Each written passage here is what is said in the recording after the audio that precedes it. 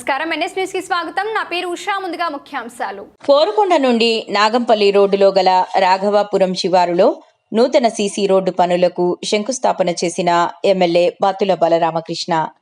రాజానగరం నియోజకవర్గాన్ని అభివృద్ధి వైపు పరుగులు పెట్టిస్తున్న ఎమ్మెల్యే బాతుల బలరామకృష్ణ కోరుకొండ మండలం కోరుకొండ నుండి నాగంపల్లి రోడ్డులో గల రాఘవాపురం శివారులో నూతన సీసీ రోడ్డు పనులకు 95 లక్షల రూపాయలతో అంచనా వ్యయంతో సోమవారం ఎమ్మెల్యే బాతుల బలరామకృష్ణ రూడా చైర్మన్ బొడ్డు వెంకటరమణ చౌదరితో కలిసి కొబ్బరికాయలు కొట్టి శంకుస్థాపన చేయడం జరిగింది.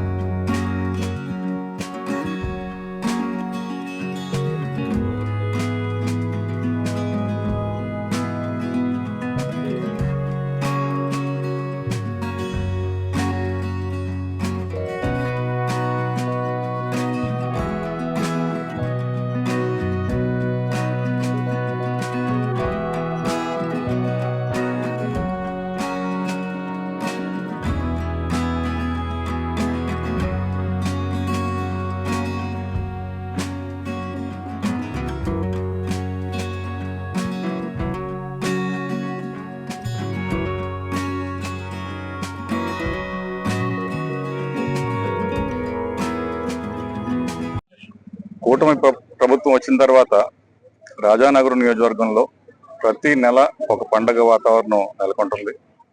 ఒక నెల క్రితమే ఇక్కడ బత్తుల బలరామకృష్ణ గారి ఆధ్వర్యంలో, అలాగే ఎంపీ పురంధరేశ్వరి గారు అనేక కార్యక్రమాలు ఇక్కడ రోడ్లు కానివ్వండి, సీసీ రోడ్లు కానివ్వండి, ఇవన్నీ కూడా శంకుస్థాపన మరియు ఓపెనింగ్లు చేయడం జరిగింది. మరలా ఈవేళ ఇంకొక 2 రోడ్లు, ఇప్పుడు రాపాక రోడ్ ఒకటి, ఇక్కడ రాఘవాపురం నుంచి పొల్లెద్దుపాలెం రోడ్ ఒకటి, ఈ 2 కూడా ఆర్ఎన్బి వారు సహకారంతో ఈ రోడ్లు కూడా నిర్మించడం జరుగుతుంది. దాదాపు వచ్చిన ఈ కూటమి ప్రభుత్వం వచ్చిన 1 సంవత్సరం 2 నెలలు గడిచినప్పటికీ అనేక కార్యక్రమాలు, మీరు ముఖ్యంగా రోడ్లు వ్యవస్థ చూసినట్లయితే, మీరు గత ప్రభుత్వంలో 5 ఏళ్ళు కూడా గుంటలు, అసలు రోడ్లు ఏ విధంగా ఉండేవో మీకు ఒకసారి గుర్తు చేస్తున్నాం. గుంతలు లేని రోడ్లు అని చెప్పేసి మనం గత పండక్కి చాలా వరకు నియోజకవర్గంలో కాదు రాష్ట్ర వ్యాప్తంగా చాలా రోడ్లు చేయడం జరిగింది. ఏవైతే రోడ్లు మిగిలిపోయాయో అవి పూర్తి స్థాయిలో మళ్ళీ కొత్తగా రోడ్ ఫార్మేషన్ అనేవి జరుగుతున్నాయి. ఇంకా రానున్న రోజుల్లో కూడా ఇదే విధంగా నియోజకవర్గంలో ప్రతి రోడ్డు కూడా వేయడం జరుగుతుందని చెప్పేసి బత్తుల బలరామకృష్ణ గారు కానివ్వండి, అలాగే ఇక్కడ మన స్థానిక ఎంపీ గారు కానివ్వండి, ఇరువురు కూడా సహకారంతో తప్పకుండా ప్రతి పని అవుతుందని చెప్పేసి మీకు హామీ ఇస్తూ సెలవు తీసుకుంటాం. Thank you. అందరికీ నమస్కారం. ఆంధ్రప్రదేశ్ లో ఒక మంచి ప్రభుత్వం నడుస్తుంది.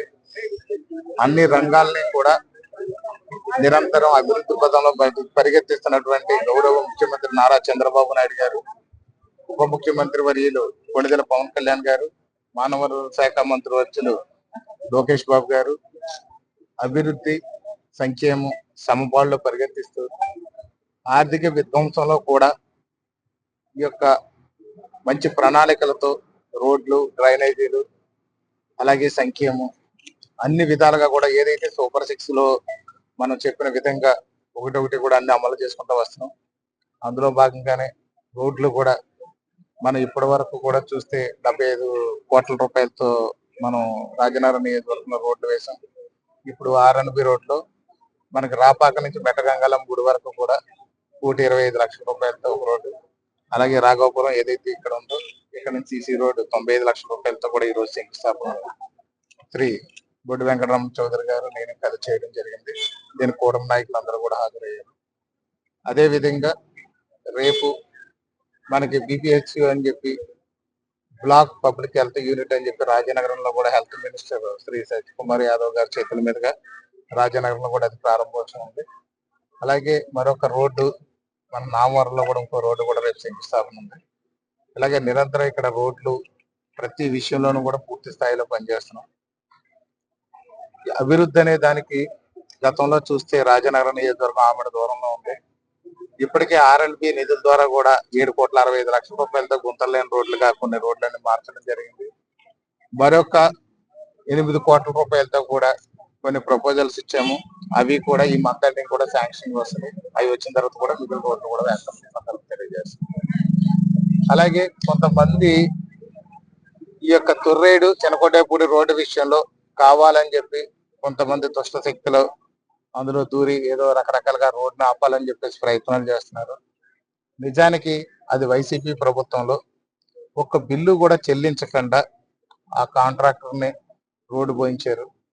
అతను పూర్తిగా వైసీపీ బినామీ కాంట్రాక్ట్ రావడం వల్ల, ఆనాటి శాసనసభ్యుడి యొక్క సొంత మనిషి అవ్వడం వల్ల అతను రోడ్డు పోయకుండా ఇబ్బంది పెడుతున్నాడు.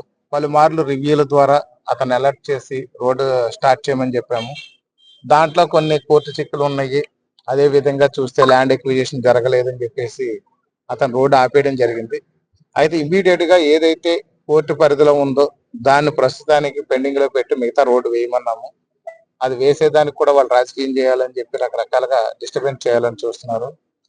వాళ్ళు ఎప్పుడు కూడా గత 5 ఏళ్ళు కూడా కుయ్యెత్తులు, దుర్మార్గత్వం, రౌడీయిజం దీంతోనే వాళ్ళు పరిపాలన చేశారు తప్ప ప్రజలకు మంచి సంక్షేమం, అభివృద్ధి అనేది ఆ రోజున చూపించలేదు. ఈవేళ కూడా అదే నడిపించాలని చూస్తున్నారు. రాజారెడ్డి రాజ్యాంగం ఇక్కడ నడవదు. ఖచ్చితంగా ఇక్కడ కూటమి ప్రభుత్వం అద్భుతమైన పాలన అందించడానికి సిద్ధంగా ఉంది. ప్రజా సమస్యల్ని దృష్టిలో పెట్టుకునే ప్రతి పని చేస్తాం తప్ప ఎక్కడ ఎలాంటి ప్రజలకు ఇబ్బంది జరగకుండా నియోజకవర్గ ప్రజలు ఖచ్చితంగా అభివృద్ధి చెందే రీతిలో ఉంటుందని చెప్పి సందర్భంగా తెలియజేస్తాను.